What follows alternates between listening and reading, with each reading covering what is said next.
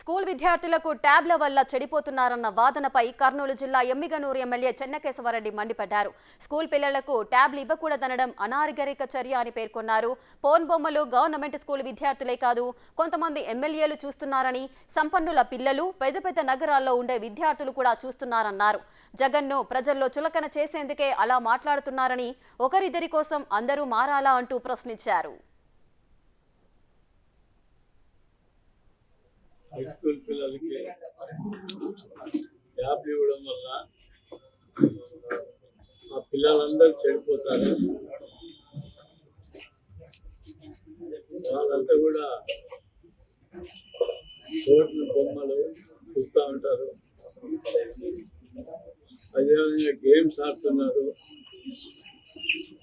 ఈ విధంగా అంతా జగనర్థలో ఉన్నారు అని ఒక న్యూస్ ఐటమ్ పబ్లిష్ చేయడం జరిగింది.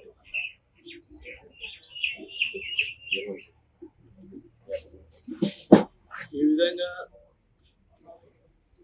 కోర్టు బొమ్మలు చూసే వాళ్ళు ఒక SC, ST, BC high school చదివే పిల్లలే కాదు, కొంతమంది ఎమ్మెల్యేలు కూడా చూస్తూ ఉంటారు. ఇంకా పెద్ద పెద్ద కుటుంబాల్లో ఉండి హైదరాబాదు లేదా ఇంకా పెద్ద పట్టణాల్లో చదివే పిల్లలు కూడా హై స్కూల్ పిల్లలు చూస్తూ ఉంటారు. వాళ్ళకందరికీ లేని అభ్యంతరము ఎమ్మెల్యేలు ఆంధ్రప్రదేశ్లో ఏదో ఒకటి రెండు ఎగ్జాంపుల్స్ ఇచ్చి మొత్తం రాష్ట్రమంతా చెడిపోతుంది.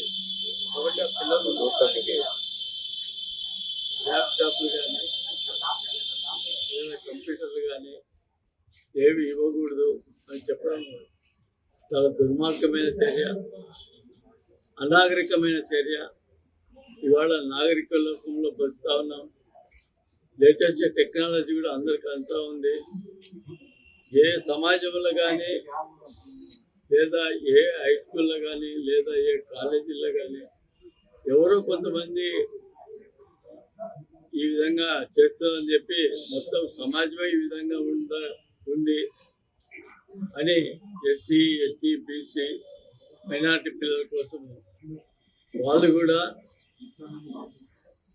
పెద్ద పెద్ద కార్పొరేట్ సంస్థలతో పోటీపడి